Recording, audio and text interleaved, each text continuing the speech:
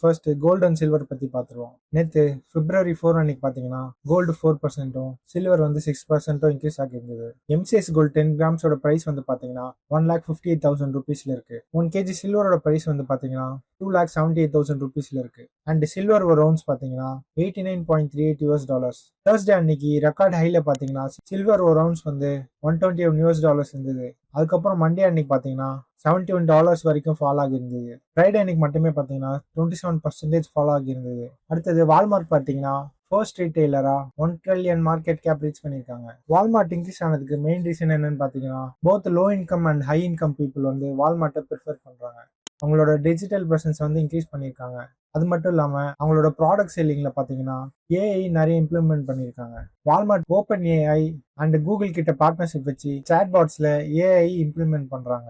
இது பண்றதுனால பாத்தீங்கன்னா அமேசான் கூட கம்பீட் பண்ண முடியும். லாஸ்ட் மந்த் வந்து வால்மார்ட் ஆஸ்ட்ராஜெனகா அப்படின்ற கம்பெனியை நாஸ்டாக் 100 அப்படின்ற இண்டெக்ஸ்ல ரீப்ளேஸ் பண்ணியிருந்தது. அடுத்தது மேரிகோ அப்படின்ற கம்பெனி வந்து பாத்தீங்கன்னா காஸ்மிக்ஸ் வெல்னஸ் அப்படின்ற கம்பெனில 60% ஸ்டேக்கை வந்து நியர்லி 226 crore வந்து அக்வயர் பண்றாங்க. நீங்க இது வரைக்கும் மேரிகோ அப்படின்ற கம்பெனி கேள்விப்பட்டது இல்லைன்னா பேராசூட் அண்ட் சஃபோலா ஆயில் பாத்தீங்கன்னா மேரிகோ அப்படின்ற பிராண்டு தான் ஓன் பண்றாங்க. ஸோ இந்த அக்விசிஷனுக்கு அப்புறமா பாத்தீங்கன்னா பிரீமியம் ஃபுட் அண்ட் நியூட்ரிஷன் கேட்டகரியில அவங்களோட பிரசன்ஸை ஸ்ட்ரென்தன் பண்றாங்க. காஸ்மிக்ஸ் வெல்னஸை 2019 வந்து விபா ஹரிஷ் அண்ட் சூர்யா ஜெகதீஷ் அப்படின்றவங்க தான் ஸ்டார்ட் பண்ணியிருக்காங்க.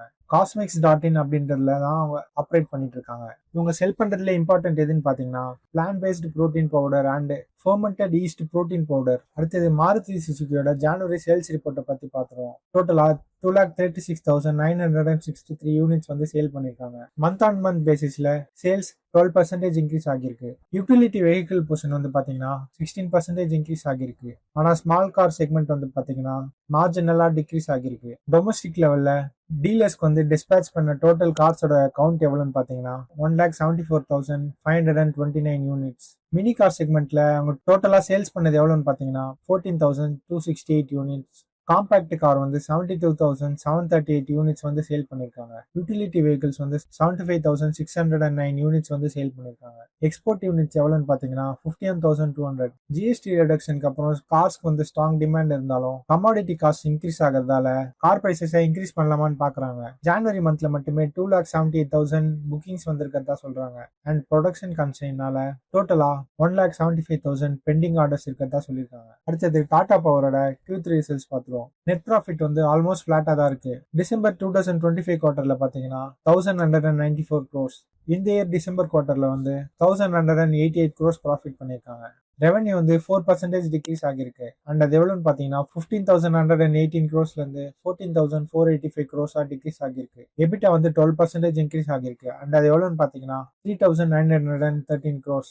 டாடா பவர்லயே ரெனியூவபிள் எனர்ஜி செக்மெண்ட் நல்லா பெர்ஃபார்ம் பண்ணிருக்கு. அண்ட் ப்ராஃபிட் வந்து 156% இன்க்ரீஸ் ஆகிருக்கு. அது எவ்வளவுன்னு பாத்தீங்கன்னா 547 crores. இந்த வீடியோ உங்களுக்கு பிடிச்சிருந்தா வீடியோ லைக் பண்ணிடுங்க. உங்க ஃப்ரெண்ட்ஸ் அண்ட் ரிலேட்டிவ்ஸ் யாருக்கெல்லாம் இந்த வீடியோ யூஸ்ஃபுல்லா இருக்குன்னு நினைக்கிறீங்களோ அவங்களுக்குலாம் ஷேர் பண்ணிடுங்க. அப்புறம் மறக்காம சேனலுக்கு வந்து சப்ஸ்கிரைப் பண்ணிடுங்க.